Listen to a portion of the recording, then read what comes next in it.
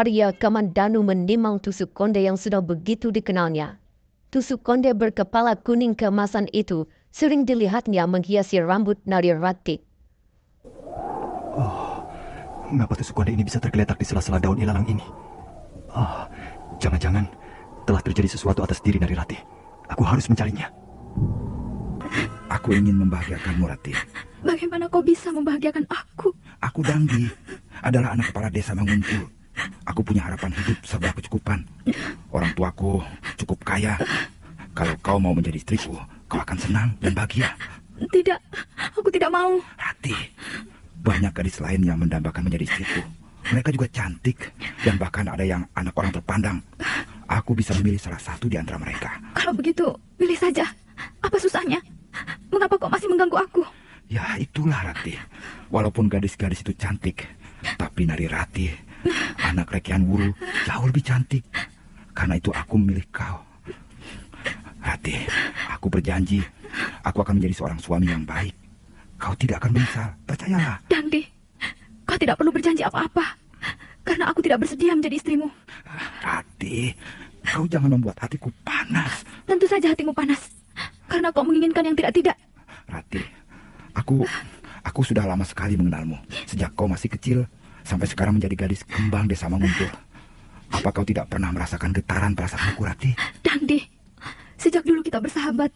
Dan sampai sekarang pun masih tetap bersahabat. Jangan kau kotori persahabatan kita dengan niatmu mengawini aku. Rati, aku ingin hubungan kita lebih dari sekedar persahabatan. Tidak bisa. Aku tidak bisa meluluskan permintaanmu itu, Dangdi. Lebih baik kau segera berpaling pada gadis lain. Semua menjadi rusak gara-gara anak tukang membuat senjata itu. Sejak kehadiran Kamandanu, sikapmu padaku berubah menjadi pahit. Arya Kamandanu seorang pemuda yang baik. Aku akan menerima dan bersahabat dengan siapa saja yang hatinya mulia. Jadi kau mencintainya? Itu adalah rahasia pribadiku.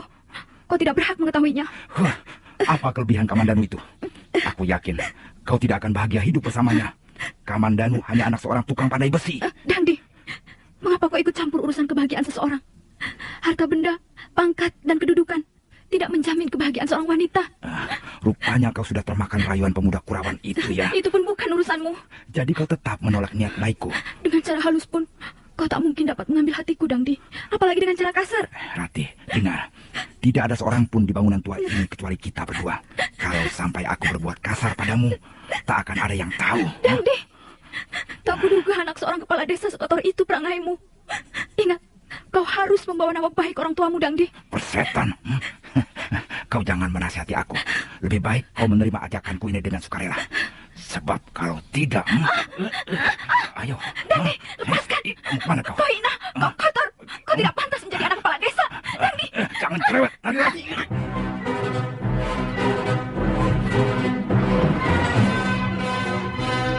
Kalau kau tidak menurut, aku akan membuatmu malu, Narirati. Kau biadab, binatang. Ayo. Suruh datang Kamandanu ke tempat ini. Biar dia melihat gadisnya ku buat malu. Bunuhlah aku, Dangdi. Aku tidak takut mati. Lebih baik mati daripada harus kau hina seperti ini. Ayo, bunuhlah aku. Tidak, Rati. Aku tidak akan membunuh seorang gadis cantik seperti Putri Tunggal Rekian Wuru.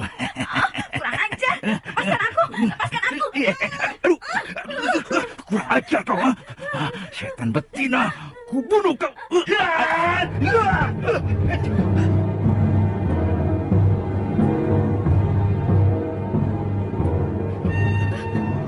Kakak, untuk kau segera datang.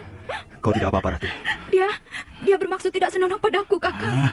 Kebetulan sekali kau datang, Kamandanu. Ayo, mari kita selesaikan persoalan ini secara jantan. Tidak perlu. Mengapa? Kau takut? Kalau takut, aku tidak datang ke tempat ini, Dangdi. Nah, kalau begitu mari kita bertempur untuk memperebutkan gadis itu. Kita sama-sama lelaki. Kita selesaikan secara kesatria. Ayo. Bagaimana kau bisa bersikap kesatria kalau kau membawa lari seorang gadis yang bermaksud tidak senonoh di tempat sepi begini? Cukup. Tutup sajalah mulutmu. Kalau kau takut melawan Dangdi, pulanglah. Dan biarkan Narirati bersamaku di sini. Dan membiarkan kau merusak kehormatannya, menodai kesuciannya. Jangan merasa dirimu paling bersih, Kamandanu. Setidak-tidaknya aku tidak sekotormu, Dangdi. Anak kepala desa Manguntul. Kurang ajar kau. Kamandanu, ayo. Mari kita mencari tempat yang lebih lapang untuk berlaga. Ayo. Aku lebih senang menyelesaikan persoalan ini secara baik, bukan dengan jalan kekerasan. Kau anak kepala desa. Tentunya kau lebih memahami tata krama yang berlaku dalam masyarakat. Jangan malah berbuat liar seperti kambing hutan. Tidak ada cara lain untuk menyelesaikan persoalan ini selain berkelahi. Hah? Nah, aku menantangmu, Kamandanu. Ayo keluar. Di halaman candi ini lebih leluasa untuk saling menghantam. Kalau itu kemauanmu baik, akan kulayani tantanganmu, Dangdi. Hati-hati Kakang, dia licik, curang. Kau melihat dari kejauhan saja, Rati. Jangan. Kamandanu, bersiaplah. Kau akan segera merasakan kepalan tanganku ini. Hah? Awas. Ya.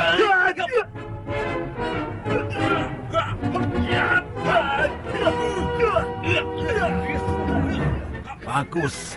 Gerakanmu lincah seperti burung serikatan. Tapi jangan buru-buru merasa senang. Lihat.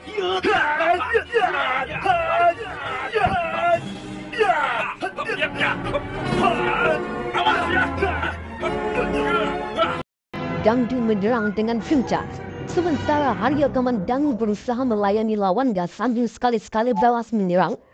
Maka demikianlah, halaman Candi Walandit yang kanan kirinya banyak tanaman liar itu menjadi arena pertarungan dua anak muda.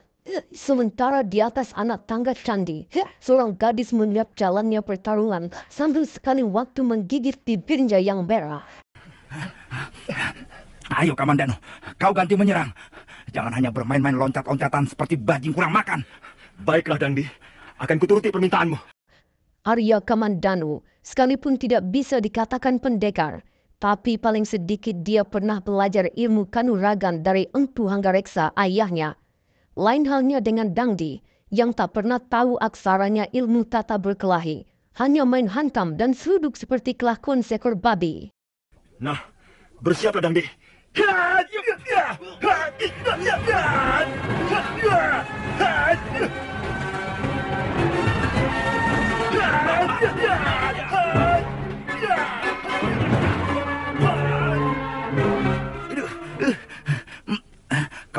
Kau telah memukul pelipisku, Kamandanu. Aduh. Sudahlah, Dangdi. Kita akhiri saja percekcokan kita hingga di sini. Tidak. Kau sudah melukai aku, Kamandanu. Aku harus mengadakan pembalasan. Dangdi. Ayo, Kamandanu. Kita lanjutkan perkelahian kita. Dan sekarang kita gunakan senjata. Sarungkan kembali pedangmu, Dangdi.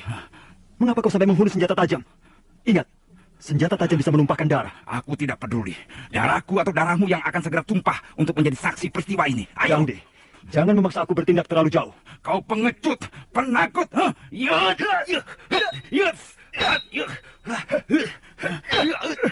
Dangdi, kalau kau masih nekat menyerang, jangan salahkan kalau aku sampai membuatmu cedera. Hentikan, hentikan. Mengapa kalian mau saling membunuh begini? Apakah kalian tidak malu pada orang-orang? Dangdi, apakah kau tidak kasihan melihat orang tuamu? Dia seorang kepala desa yang dihormati. Dia tentu akan terpukul sekali kalau sampai anaknya berbuat onar. Aku tidak akan melupakannya, Kamandanu. Luka di pelipis kiriku ini harus kau bayar kembali. Harus kau bayar lebih mahal. Kau tidak apa-apa, Kakang? Tidak, Rati. Aku tidak apa-apa. Terima kasih atas pertolonganmu, Kakang. Kalau Kakang tidak segera datang, entahlah apa yang akan terjadi atas diriku ini. Sudahlah, lupakan saja. Dangdi sudah pergi dan tidak akan mengganggumu lagi. Dari mana Kakang tahu aku ada di Candi Walandit ini?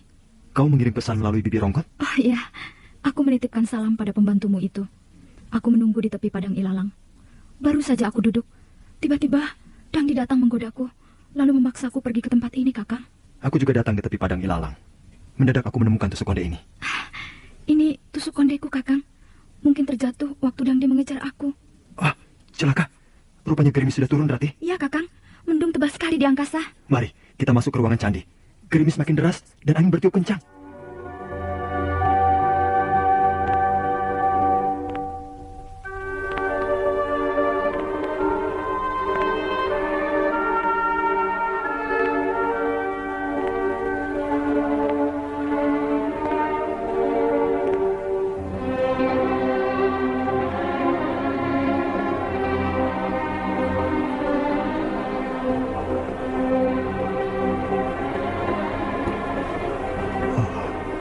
Pakaianmu terkoyak, Rati. Iya, Kakang. Dangdi sungguh kurang ajar. Dia mau membuatku malu. Kelihatannya dia tergila-gila padamu. Dan karena kau tidak menanggapinya, dia nekat. Aku benci melihat laki-laki seperti Dangdi. Dia sok kaya dan sok berani. Buktinya, dia tidak mampu menandingi Kakang Kamandanu. Oh, Kakang, lihat, ada pelangi di sebelah sana. Aku sudah melihatnya sejak tadi, Rati. Mengapa Kakang diam saja? Mengapa tidak memberitahu aku? Aku tahu, Kakang Kamandanu sudah bosan melihat pelangi, bukan? Pelangi itu indah sekali. Tapi apa, Kakang? Tapi aku dibuatnya kesal. Aku benci. Kenapa? Karena aku tidak mungkin menggenggamnya. Aku hanya bisa menikmatinya dari kejauhan saja. Kalau Kakang ingin menggenggam pelangi, Kakang harus dapat menjerat leher burung Garuda. Nah, Kakang lalu naik di punggung burung raksasa itu, terbang ke angkasa. Itu mustahil. Bisa saja. Kakang jangan putus asa. Tidak, Rati. Pelangi itu terlampau jauh. Terlampau indah. Tapi mustahil kumiliki untuk selamanya.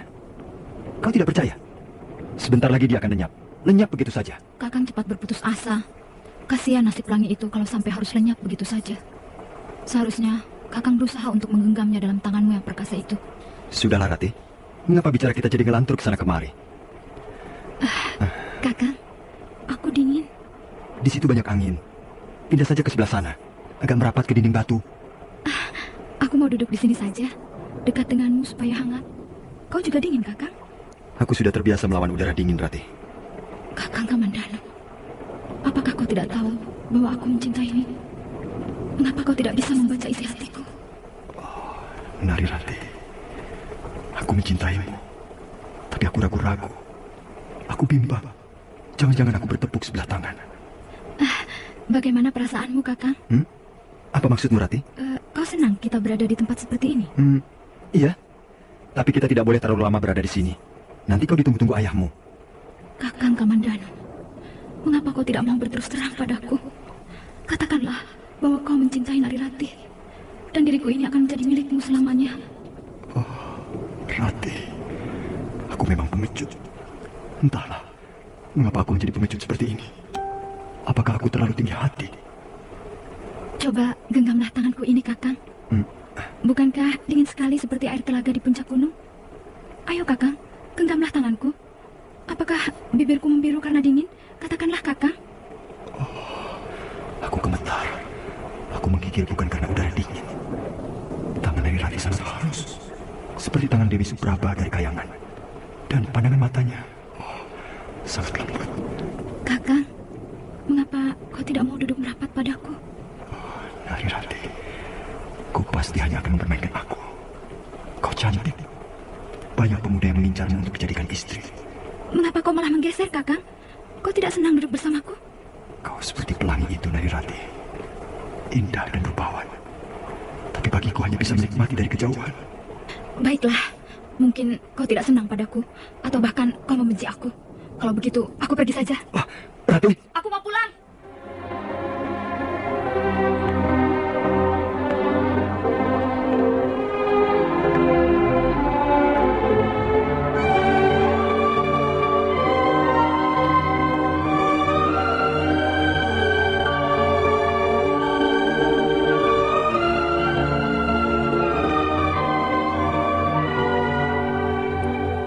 Arya Kamandanu terkejut begitu Nari Rati mengibaskan tangannya. Dan dia lebih terkejut lagi ketika melihat gadis itu melompat ke dalam hujan. Sebentar kemudian, mereka berdua sudah kejar-kejaran dalam cucuran air hujan.